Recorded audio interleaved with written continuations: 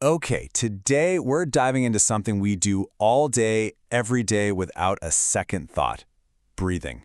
The source material we're exploring today suggests that our breath is way more than just, a biological function. It's actually the most direct, accessible key we have to unlock some seriously profound states of awareness. So think about it for a second. Have you ever let out a really long, deep sigh of relief, or maybe a huge yawn, and for just a moment, you get that weird, kind of floaty, lightheaded buzz? It's a super common feeling, right? But what is that really? Well, believe it or not, that feeling actually has a name. In Arabic, it's called zakal, and our source describes it as the sensation of floating, but also a feeling of, internal power and organization. And just understanding that this feeling has a name, well, that's the first step on a pretty fascinating journey. So what's actually going on in your body when you feel that buzz? It's a real, tangible sign that your nervous system is shifting gears. You're literally moving from the sympathetic state, that's our constant fight or flight, go, go, go stress mode, into the parasympathetic state, the rest and digest mode. That long, slow exhale isn't just a sigh. It's the key turning in the lock. All right, so now that we get the why, let's get practical with the how. Here's the very first protocol from our source material for learning how to consciously turn that key for yourself whenever you want. So here it is, and it's incredibly simple. You just get comfortable, back straight. You're going to inhale slowly through your nose for about 4 seconds, then a really gentle hold at the top for just 2 seconds, no pressure, and then a long, slow exhale through your mouth for 6 to 8 seconds. But here's the most important part. After you've pushed all the air out, you do nothing. You just wait. You wait in that stillness for your body to decide it's time to breathe again. That little pause, that gap after the exhale before the next inhale just naturally happens on its own, that is the moment of zakal. That's the space where your nervous system hits the reset button. And as the source puts it, it's the one moment your body is finally giving you a chance to actually listen. Okay, so once you get comfortable with that basic feeling, this simple practice starts to build into something much, much more powerful. It becomes a path to active self-discovery. So in this advanced version, that no-breath moment, it becomes your workshop. As you enter that floaty state, you consciously put your attention somewhere, say the center of your chest, and then you pose a question, not out loud, but just as a quiet internal thought, an intention. Something like, show me where I'm holding tension. And then you just observe. You feel for any little flicker, any warmth, any vibration, whatever shows up, and you don't judge it. You just notice. See, this is way beyond just simple relaxation. The whole goal here is to consciously use your breath to find what the source calls the 0 point, a state where anxiety literally, temporarily, just stops. And in that silence, you're allowing your body's own deep intelligence to come online and start fixing things on its own. Now, this isn't going to happen overnight. The source is pretty clear about that. It even gives a kind of general timeline if you practice consistently.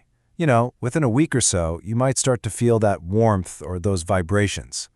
Give it another week, and getting to that 0 point of pure stillness becomes a real possibility. And as you keep going, you might find that some deep, old emotions start to bubble up so they can finally be released. And here's a really vital piece of advice from the source. You can't force this stuff. The real aha moments, the insights, they don't show up when you're straining and trying to make it happen during the exercise. They bubble up quietly in the space between them, when you just let go and rest. So what happens when you get really good at this? What's possible when you can reliably tap into this state of mental silence on command? Well, this is where things get truly transformative. First off, let's be super clear about something. The source says this 0 point, this mental void, it's not about being blank or empty. It's a state of active, pure awareness. You are completely present, but that constant radio station of thoughts in your head has finally gone quiet. You're fully aware, but you're not thinking. And from this state of quiet awareness, the source says you can begin to reprogram your entire operating system. Your body might literally start to self-correct its posture. Raw emotions like fear can surface, but without the story attached, which lets them just release cleanly. And insights can arrive, just fully formed. It's a kind of direct knowing that completely bypasses logical thought. Okay, this brings us to the final part of our source material, the most advanced and, as the source repeatedly warrants, the most potentially dangerous techniques. I really need to be crystal clear here. The source is adamant that these next methods are absolutely not for everyone.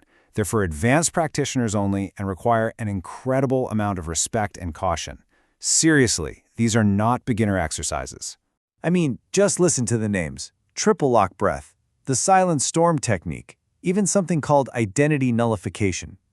The names themselves kind of hint at their power. According to the source, these are designed to create profound and in some cases irreversible shifts in your consciousness and your internal energy. Let's just look at one, the triple lock. To get the basic idea, you take a deep breath in, you hold it, and then you apply 3 internal muscular contractions at the pelvic floor, in your abdomen, and by tucking your chin. The idea here is to physically build and compress your internal pressure, your internal energy, and actually propel it up your spine to stimulate the higher centers of your brain. The source gives this final, pretty stark warning.